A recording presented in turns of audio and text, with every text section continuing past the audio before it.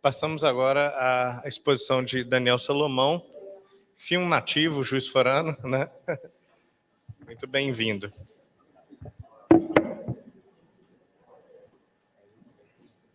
Pessoal, boa tarde. É até bom ficar, né, o de agradecimento, porque eu também não trouxe apresentação de PowerPoint. O trabalho que eu vou apresentar para vocês, eu acho que é o mais diferente aqui dos que foram apresentados, né? Porque ele tem uma questão bíblica, né? Tem toda uma pegada diferente, um período, uma época diferente, e ele tem por título, né, um título grande, que é Trocas de Vestes e Transformações, descrições análogas ao perispírito na literatura não canônica do judaísmo antigo.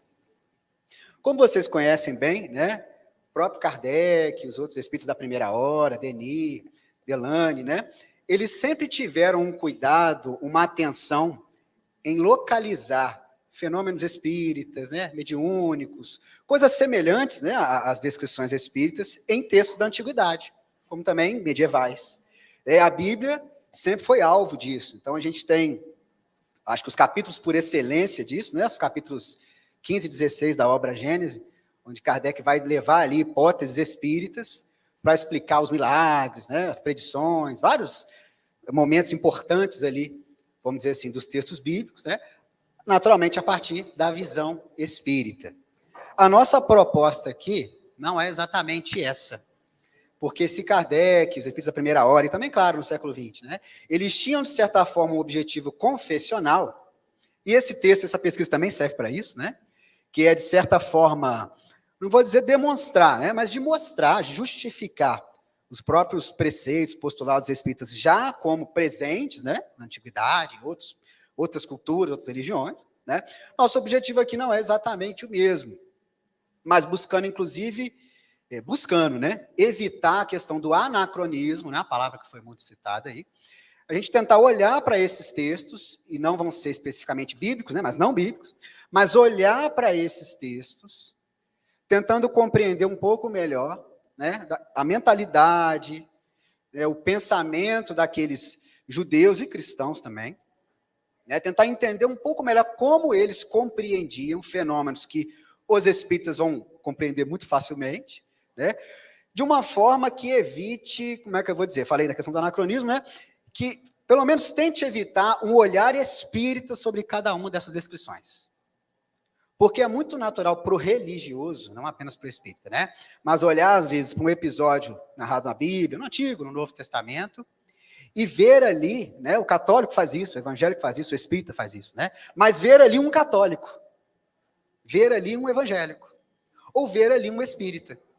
Então alguém, Paulo de Tarso, né, alguém que está lidando com, viu Jesus, participa de vários fenômenos, alguém que está lidando com aquilo ali como se tivesse lido o livro dos médiuns. Né? Quando, na verdade, isso não aconteceu.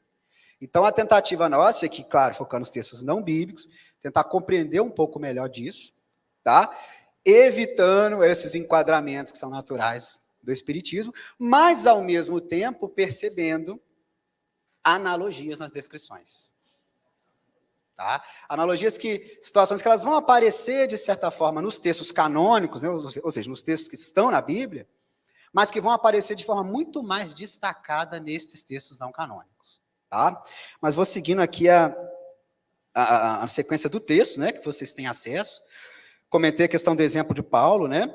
Então é muito comum, por exemplo, quando a gente vê a descrição, lá nos capítulos finais de 1 Coríntios, né, do corpo espiritual, é muito comum a gente, enquanto espírita, olhar para aquilo ali e ver claramente uma descrição espírita do que está acontecendo. Né? Quando, na verdade, a gente não pode ter essa segurança. Tá? Mas vamos lá. Esse tipo de pesquisa que a gente faz, né, ele parte naturalmente dos já antigos métodos histórico-críticos, né, que começam ali no século XVIII, e que, como o próprio nome diz, vão olhar para o texto bíblico, né, ainda que sempre, né, com aquela tendência, com aquela questão confessional, mas tentar olhar para o texto bíblico de forma crítica, né, mas métodos que, com o passar do tempo e com críticas justas, né, que são feitas a eles, vão sendo complementados pelas abordagens sociológicas, né, e também, mais recentemente, literárias, que são as que, inclusive, têm feito mais sucesso na pesquisa acadêmica atual. tá? E que críticas que são interessantes a gente sempre considerar, né? Que também, de certa forma, são mais recentes a esses métodos. Essa proposta histórico-crítica, né? Ela nasce, por exemplo, com a ideia de que seria possível acessar plenamente o pensamento daquele autor do texto, ou de saber exatamente quem é ele, ou exatamente quando e onde foi escrito aquilo.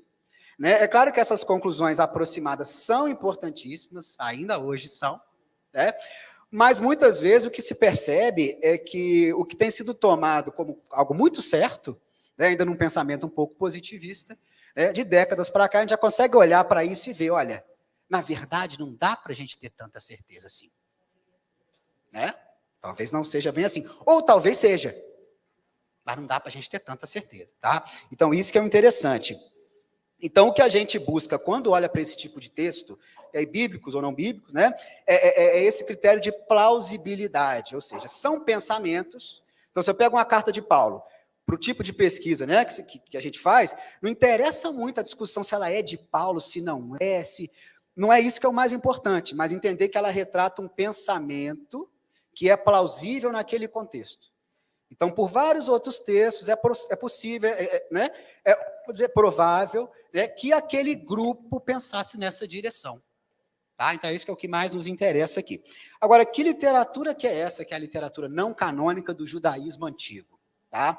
Basicamente, a gente pode dividi-la aí em 5 grupos de textos. Então, a gente tem os textos apócrifos, né, como a gente tem os apócrifos cristãos, né, então a gente tem também os apócrifos judaicos, né, que vão aí esses que a gente tem, né, do 2º século antes de Cristo até o 1º século, tá? Então os apócrifos são esses textos secretos ou ocultos, né? A gente tem os textos pseudepígrafos, que muitas vezes tem uma interseção na classificação com os apócrifos, né? São os que vão mais nos interessar aqui, que são os textos que são atribuídos a personagens famosos da tradição judaica, tá? Então a gente tem um texto canônico do Antigo Testamento, que é o texto de Daniel, que se enquadra nessa questão, como também a gente tem os textos não canônicos de Enoque, Baruque e outros que estão nessa direção. Né? E 3 grupos que não nos interessam muito nessa pesquisa, que são os manuscritos do Mar Morto, né? São também os textos de Filo de Alexandria e os textos de Flávio Josefo. Tá? Então, são esses 5 grupos de textos que a gente vai entender como literatura judaica não canônica. Tá? E nesses textos, como eu comentei com vocês, os pseudepígrafos são os que mais nos interessam. Tá? Então, eles são normalmente datados entre os séculos, como eu comentei, dos apócrifos também, coincidem, né? Séculos 2º, 1º antes de Cristo e 1º século, tá? Eles ficam nessa janela de tempo aí, e dentro desses textos pseudepígrafos, há alguns, que são os que mais nos interessam, que são os apocalípticos. Esses textos recebem esse nome a partir do Apocalipse de João, do Novo Testamento, ainda que o Apocalipse de João seja talvez o Apocalipse mais recente. Né? E, naturalmente, ainda que essa divisão seja sempre questionável no 1º século, né? Mas um texto cristão, não um texto judaico. Mas esse nome apocalíptico, né? A palavra apocalipse significa revelação, esse nome acaba sendo aplicado a um conjunto de textos judaico-cristãos, entre eles esses pseudepígrafos, né?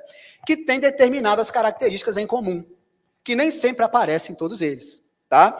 Tem, por exemplo, aqui, eu vou até ler a definição do John Collins, né? Que é um autor que tem sido muito respeitado, né? Já há umas décadas aí, nessa direção. O que seria o texto apocalíptico? Né? São os textos apocalipse, melhor dizendo, né? Definido como um gênero de literatura revelatória, com estrutura narrativa, no qual a revelação a um receptor humano é mediada por um ser sobrenatural. Olha como é que as coisas se aproximam, né? Com a crença espírita. Desvendando uma realidade transcendente, que tanto é temporal, na medida em que vislumbra salvação escatológica, que é o que faz mais sucesso hoje, né? A escatologia, o fim do mundo. E, ao mesmo tempo, espacial, na medida em que envolve outro mundo sobrenatural, o mundo celestial, né? Como a gente vai encontrar, às vezes, sendo referido no Novo Testamento. Tá? Então, essa é a literatura apocalíptica. Então, o que é legal a gente ver nesses textos? E aí já vou chegar no nosso foco central aqui. Né? Você tem alguém que vai descrever ou que está dormindo ou acordado, e a gente tem esse exemplo clássico, né? Lá nos capítulos 4 e 5, no Apocalipse de João, a gente tem essa descrição. Né? Mas alguém que está nessa situação vai se ver transportado para uma outra região, e isso vai ser entendido muitas vezes de formas diferentes, como visão ou como realmente um êxtase, né?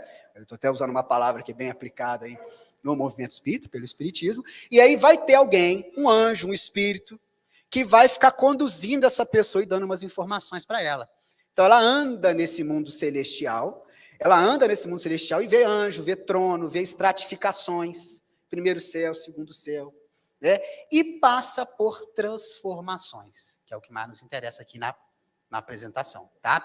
E nessas descrições de transformação, que a gente vai ver essas analogias, né, com a ideia de perispírito, como os espíritas trazem, tá? Não, exatamente, já falei isso daqui.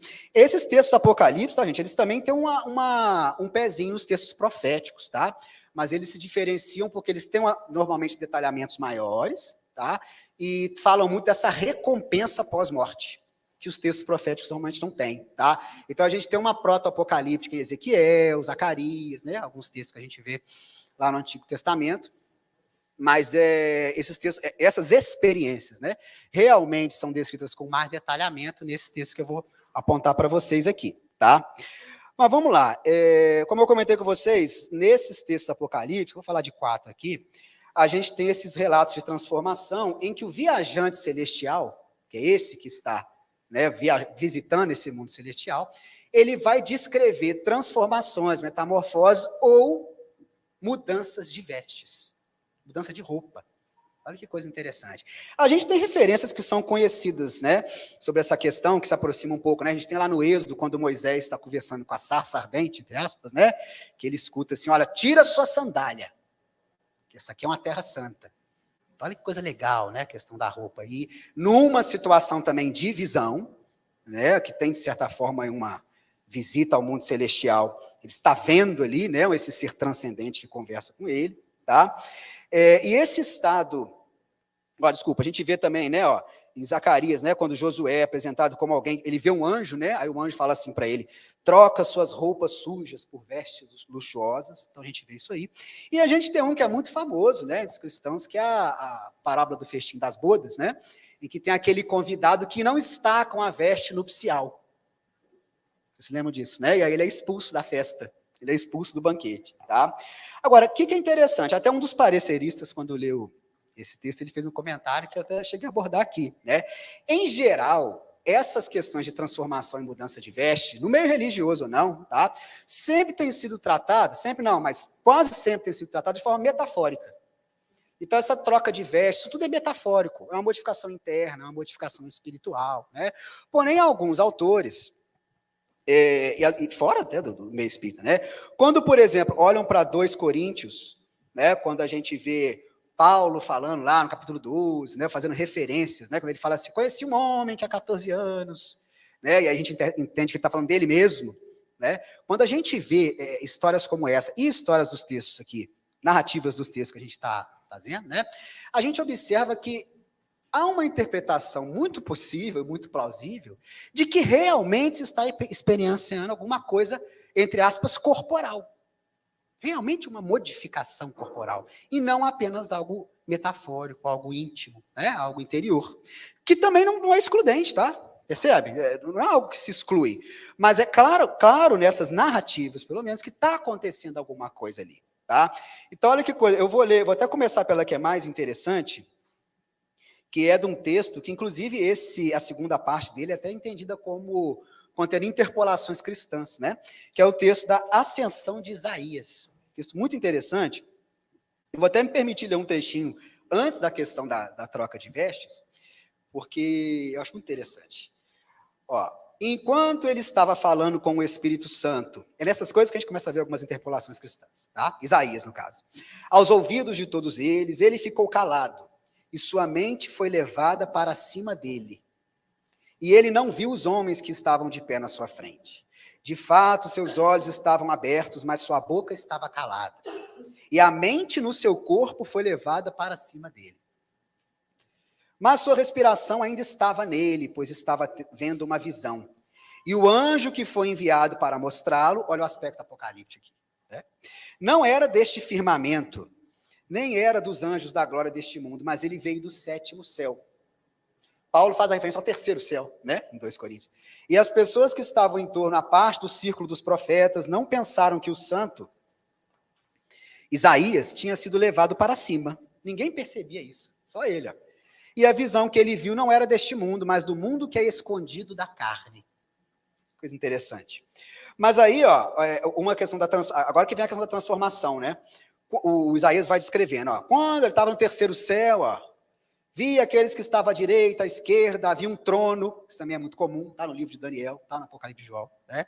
Havia um trono, mas nenhuma menção deste mundo foi feita lá. E eu disse ao anjo que estava comigo, pois a glória de minha face estava sendo transformada conforme eu subia de um céu para outro céu. Então ele vai descrevendo uma transformação, entre aspas, corporal.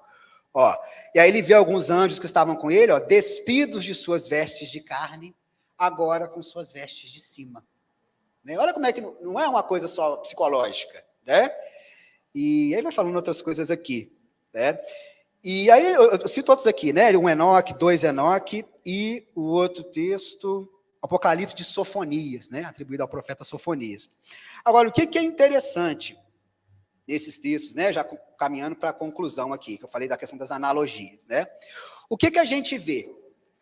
A existência ou a descrição sempre de um envoltório, que além de espírito e além de corpo, ou seja, além do próprio indivíduo e de um corpo que ele diz que está na Terra, há um terceiro elemento. Então, olha que coisa interessante, né? Inclusive, isso traz alguns problemas teológicos fora do espiritismo, naturalmente, tá? Então, essa questão do corpo intermediário, a gente vê essa capacidade de transformação, essa plasticidade desse corpo intermediário nessas movimentações do mundo celestial. E eu li só um aqui, hein? As outras descrições são interessantes também. A gente vê a questão das descrições luminosas, alguns textos que estão aqui. Ele se vê mais iluminado, né? Esse viajante celestial se vê mais iluminado, né? E aí também a gente vai se lembrar dos episódios da transfiguração de Jesus, né? Ou seja, olha que coisa interessante. A gente está vendo linguagens e textos que os evangelistas, que Paulo nas suas cartas conheciam, tradições que eles conheciam e que eles vão usar para explicar o que vivenciavam, né? Daí a importância da gente conhecer esses detalhes, tá? E por fim, como eu comentei com vocês, para o espírita é sempre muito interessante a gente observar, né, os fenômenos espíritas sendo descritos nesses textos. Mas mesmo para quem não é espírita, ou mesmo o espírita que vai ampliar a sua visão ou o seu diálogo, esse tipo de discussão é muito legal para o diálogo interreligioso.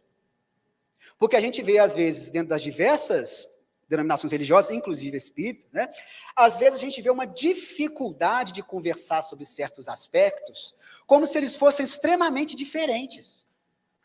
E quando a gente vê textos como esse, que vão mostrando uma plausibilidade de pensamento no primeiro século, que aqueles primeiros cristãos vão usando, né? E a gente vê que vestes, transformações, a gente começa a ver esse tipo de descrição, o que aponta? Talvez nós tenhamos mais pontos em comum ainda, né? Para discutir essa questão da vida após a morte, né? Do que a gente imagina. Olhar para esses contextos, olhar para essas informações, são esses mecanismos de aproximação. E mesmo para nós espíritas, né? Que muitas vezes vão olhar para esses textos e falar assim, gente, é impossível alguém não entender que essa ressurreição não é da carne. É impossível alguém não entender. Gente, é possível. Católicos e protestantes não tiram as suas coisas do nada, né? Mas nos textos a gente vai encontrar muitas vezes descrições, como nesses textos também, né? Que vão na direção dos entendimentos deles. Então, tomar esse cuidado. Uma coisa é fazer uma leitura espírita do texto bíblico, que é natural, a gente faz. Outra coisa é achar que todos esses caras eram espíritas. Então, encerro minha apresentação.